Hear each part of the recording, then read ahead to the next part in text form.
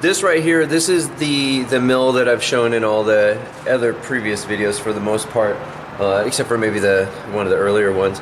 So this is a little bit longer than the typical mills that we build, so that I could use this to make parts for those other ones, and it's a decent size.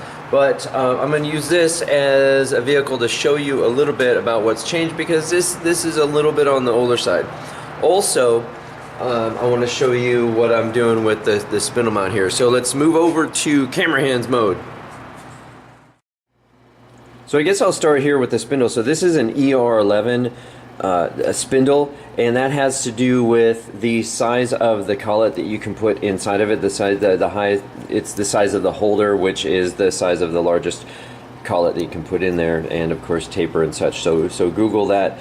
These ones here, the ER11s, they go up to a 1/4 inch, or metrically similar, and that has been basically fine for me. But to be honest, I would probably get an ER20 instead, because of the increase in power, and it can go up to a 1/2 inch collet, which is a lot better, because once you get into 1/2 inch, then you start to be able to get a hold of some indexable end mills that you can use for doing a lot of facing operations. Now when you buy these online, it's probably the best thing to get it as a kit, I guess, maybe. But when you do get them in as a kit, they come with their own mounting system that they have, and that's fine. But I chose to make my own, mainly because it's just as sturdy. Even though you might look at this and just see thin little pieces, well, not thin, but 1/2 inch pieces of metal here anchored back here. By the time you get it with this plate here anchored to the spindle, and around here you got this square built up, it's got to be equally as strong. But the bigger benefit here is I designed this so that we had this flat end up here, so now I have a hard point that I can start attaching things to. And for me, I think that's important. If you look up fog busters and fog buster alternatives, these are these devices that can mix the water with the air, so you could run either fluid on a part, or you could just trickle a little bit of fluid and let the air go through, and it's essentially a manifold where they all come together, and you basically have a mist that you're blowing on your part. So you're cooling it and lubricating it, but still blowing and evacuating the chips out, which seems to be a lot better most of the time than just letting the water kind of pick it up and slosh it out. So the next thing I want to talk about is this whole area right here. So this motor mount, it needs to, now be careful with this word need, or we could make this a myriad of different ways. In a broader, higher perspective here, that we could design higher perspective. We can design, maybe we don't want to use these rails, maybe we want to separate them more or less, or we want to change this or turn them sideways or whatever. These are all higher level concepts that will then dictate how you do this. So the specifics, like where you might say, well, hey, why don't you do this better or different or whatever, keep in mind that might change the whole higher level perspective. And that's something that we kind of decided on early on, and then we get down here and we do, anybody making these, you run into the same kind of thing. And so then when you get to a situation where you're like, this is maybe not optimal, do we want to change this to make it better and revise the whole solution for what, the 20th time, or do we want to live with what we got at this zoom level right here? So keep that in mind. So having said that, we have our stepper motor right here, and this is obviously it's your coupler, Lovejoy coupler, flexible coupler, whatever you want to call it, going to a 1/2 inch lead screw, 5 start, 10 teeth per inch, 10 TPI. Okay, so that means, by the way, what it'll give you is for every 1 rotation of the stepper motor, you'll get precisely 1/2 inch of travel forward. Okay, so this set of linear rail right here sits just like this. This plane right through the middle of it is sitting right here. I wanted to have this lead screw run right down through the middle of the gantry plate here. I didn't want this way sticking out, and I didn't want to have to modify this or put spacers on that to get that out or anything else like that.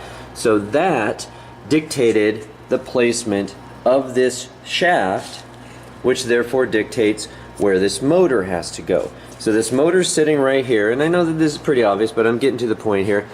So when made a motor plate for this that can anchor right into the 80-20, and this works out pretty good. And if you notice on here, you mill in some slots here, so you have some latitude of adjustment here, because this lead screw going through the middle here into this anti-backlash nut, if you can see it in there, and the bracket that's connected to the gantry plate, that part right there, all of these things have got to be perfectly aligned, right? There isn't, you can put some adjustment on the lead screw inside there on the bracket there, but it's really hard to get to, and it's just generally a pain in the ass. So once you get it kind of in, you sort of leave it, and then it's best if you can suck up or, you know, make some slop, have some slop back here where it's easier to get at. Okay, so then what ends up happening, you get this bracket on here, you get this tightened up. Now it could be slightly in or out, and that will push the rod in or out and create a bend in it. That bend might not be so noticeable when you move the motor by hand here, right? If you put you know, something on here and you kind of move it, you might not notice it. But as you bring the gantry further closer to this point here, this doesn't flex as much as it would in the middle. So this is where you're going to feel it start binding up. So what we do is we get that tight over there, leave these loose, run it over this way, and let the pressure of the rod inside the lead screw or inside the anti-backlash nut move this side to side where it needs to fit, tighten these things up, run it back to the other side, and do the same thing. After then we get this all solved here, everything's aligned and working good. The next thing I want to point out though is that these fasteners right here in the motor, once this gets placed where you want it, these run into this plate. So I had to create a notch here to accommodate that. I could have done a handful of different things. I could move this out further, but again, then the lead screw is going to have to come out as well. So this was the fix for this. It does make it a little bit difficult to get at these nuts in here. The you know, designing for manufacturing, the DFM stuff, I've kind of made a mod on that, designing for maintenance and, you know, maybe even assembly. I figure if the thing is the same or easier than any car I've ever worked on, then we'll call that good. So yeah, that's kind of a pain in the ass, but it's not as, you know, terribly too bad. A different version of this, if I am not concerned about more pieces, which I kind of am, is a pretty typical thing to do with this is maybe take this motor. I could put it over here and put a bracket here and everything, but that's more pieces, and I'd rather not lose the travel by having the motor here. But what you could do is turn this down underneath here or hide it somewhere and then just run it off of a belt. That's what your typical, like the Grizzly knee mill that I have and some of the other ones like that, that's what they do. Then that brings me to the more recent modification with the mount. So what we've decided to do, I think this started basically for aesthetics, that we wanted to continue this flat square box plate look. If you take a look at this, very clean lines, looks really good. It does have a little bit of effect though. I added some slots here so you could shift it, thinking that, you know, again, for alignment, right, then you might be able to move this around. I still think it could be helpful, sort of, but what the deal is here is it's all one plate, so if you need to shift this side, you're shifting the other side as well. So it kind of becomes kind of a null issue, and it's probably better to just be a hole that goes right where it's supposed to go. But the plate looks a lot better. So that's a new mod. Take it for what it's worth. You know, if that's something you want to do, then do it. I didn't feel that the cost of the extra piece of metal was prohibitive versus the time spent milling the other bracket that was here. So think about that. Same situation, there's still a hole inside of here, cavity. A Power Copy CATIA video recently shows what it looks like on the inside. So that's all still here, but I don't have to cut the perimeter of that out. So yeah, so a little bit less time, not much. And then metal's pretty cheap.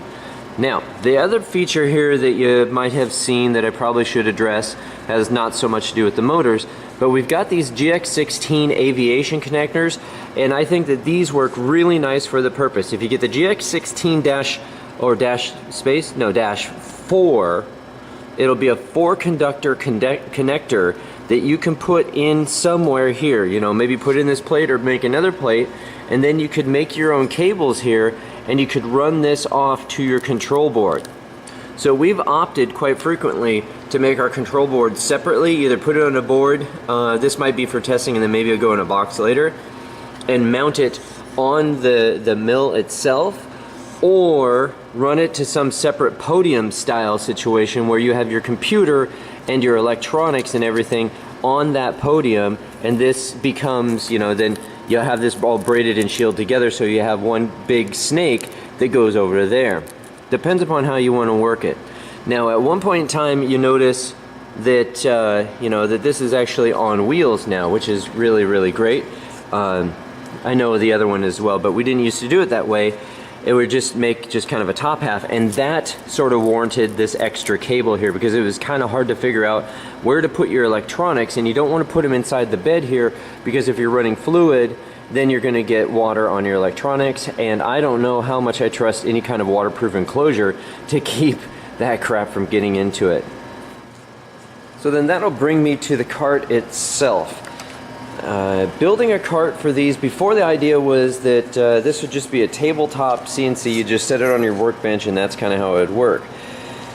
The table, the thought of making a cart for it just seemed too cost prohibitive, but then once we did it, we realized that, oh, you know, really all it is some more 80/20 and, you know, get some wheels.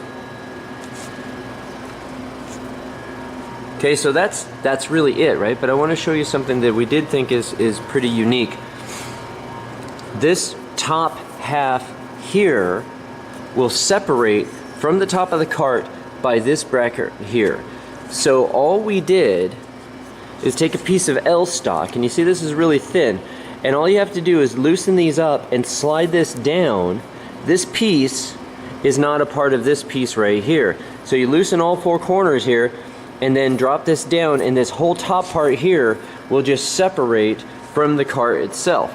Now, the benefit for that is that if you need to, well, you can separate it, right? But really, the biggest reason for this is transportation. It becomes, I mean, it's a one-time deal usually that you got to move these things from one place to the other, but the problem is you can't fit it into your vehicle. And if you happen to have a pickup truck, yes, you can put it in there, but the thing is incredibly top heavy, so you're gonna have to strap the crap out of this, and it helps a lot if you can just build your structure this way.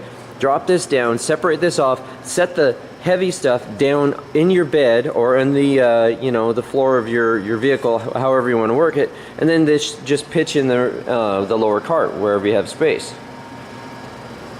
So I think that is a great new addition. A slight change with the gantry side piece here. The hole that's inside of this was purely so that this is pretty much my decision.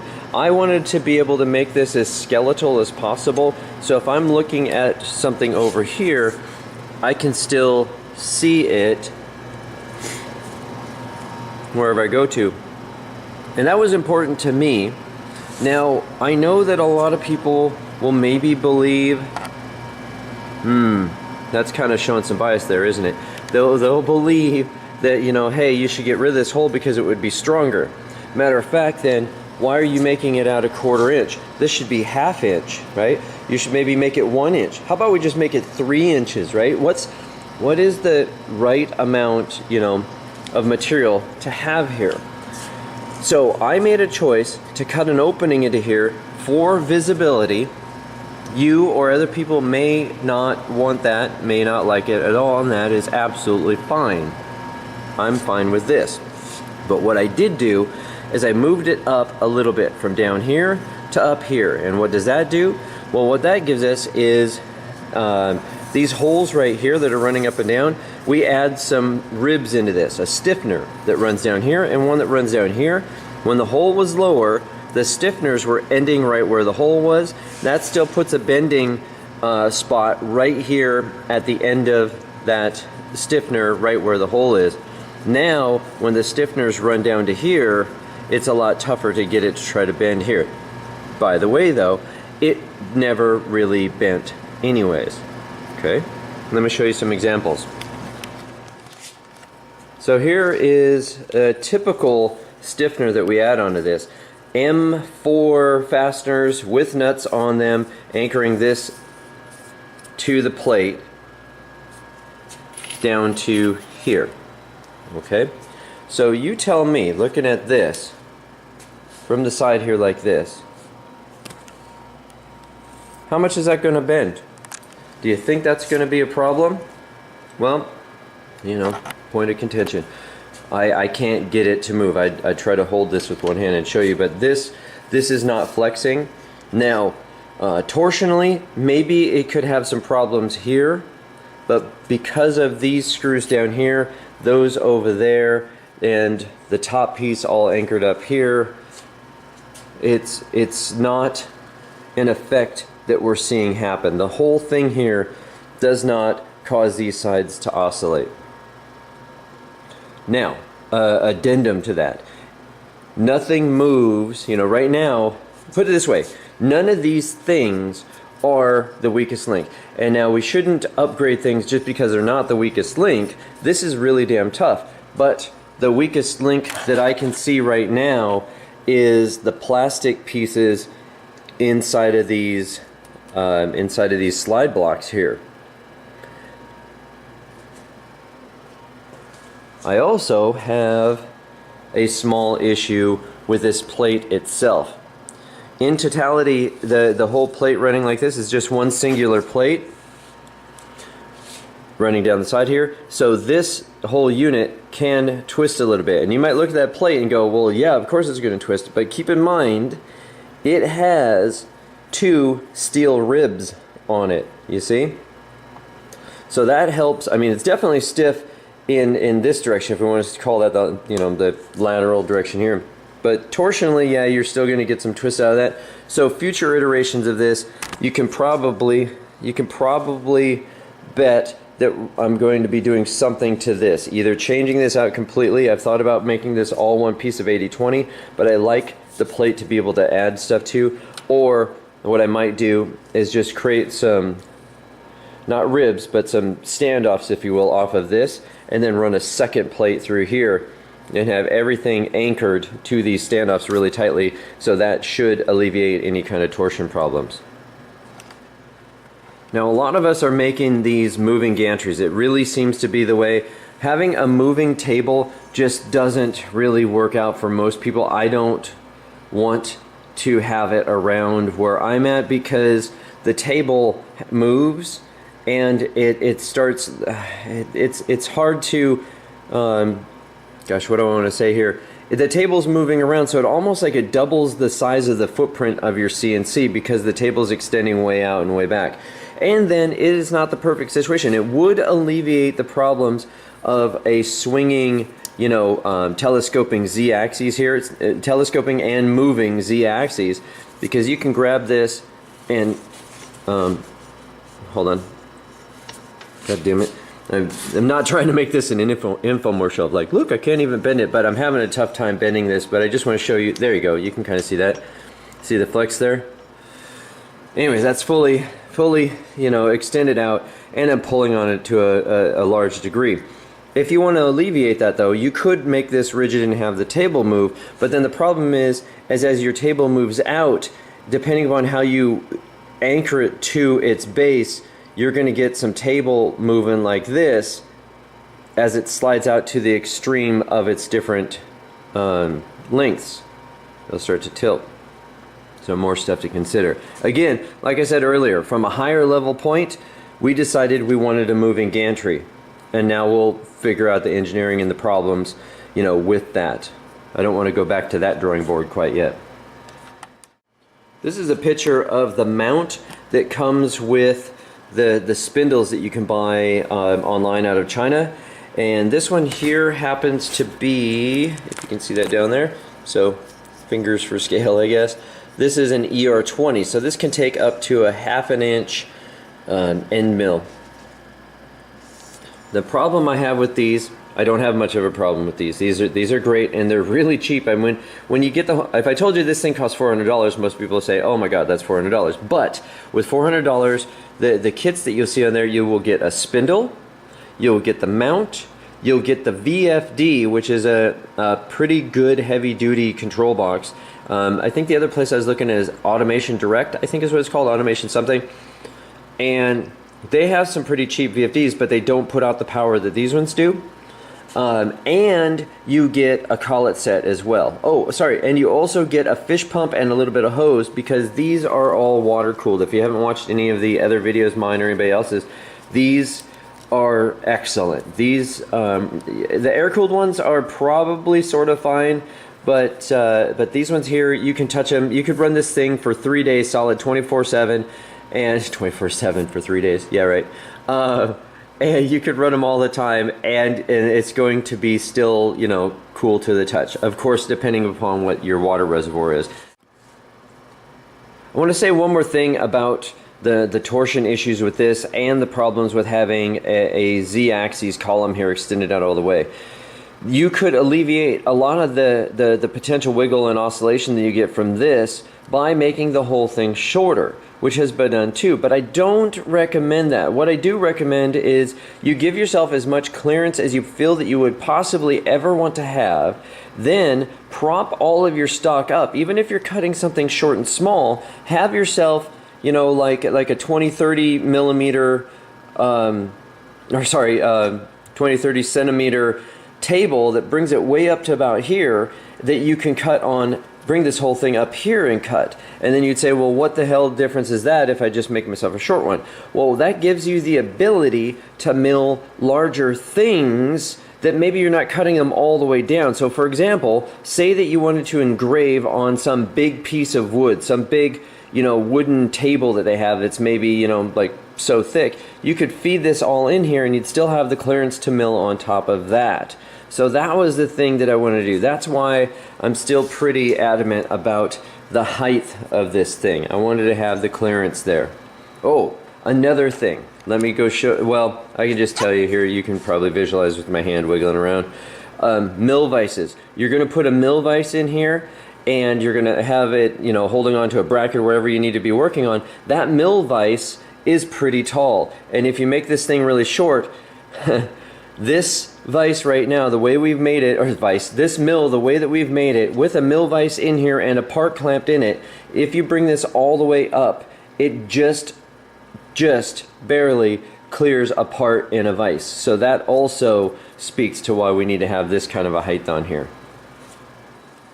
So I've got one more part to talk about here, and I will wrap this one up. This is the cable track, of course, you know, for all of your wiring and such.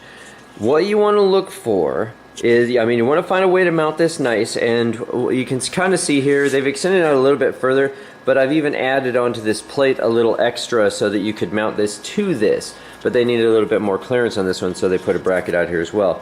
Plan for this, so this would be better if you extended this out. It'd look a lot cleaner than having this bracket here. Now, the other part here is getting yourself some kind of, you know, holder for this.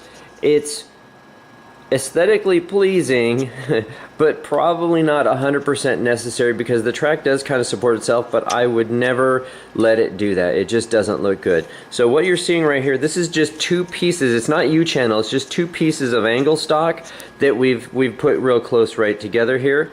And that works really good, because then you could use the same angle stock for whatever size width of cable track that you get. Okay, so when it comes to buying the cable track, it's pretty cheap, you know, I can't remember, maybe 15 bucks for a meter or two or something like that.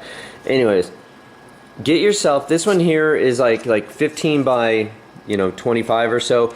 15 is probably a pretty good height, and then just as wide as you think you need it. I probably wouldn't get taller and not wider, because what I would like to have, especially when it comes to hoses laying in here, I would like to have the hoses laying right next to each other rather than being stacked over the top. Because when you get down to the end here and you get to the corner, when this thing's going back and forth, if you've got a lot of buildup in here, if you've got a lot of hoses right over the top of each other, it's going to make it stiffer, and it's going to kind of do some weird things as it bends back and forth. Maybe not the end of the world, but I would prefer to keep it at, you know, about the size of one of the hoses that you're using, which in my case is about 15 millimeters, and then just get it wider and wider so it all bends like as a flat unit, kind of like a big ribbon cable.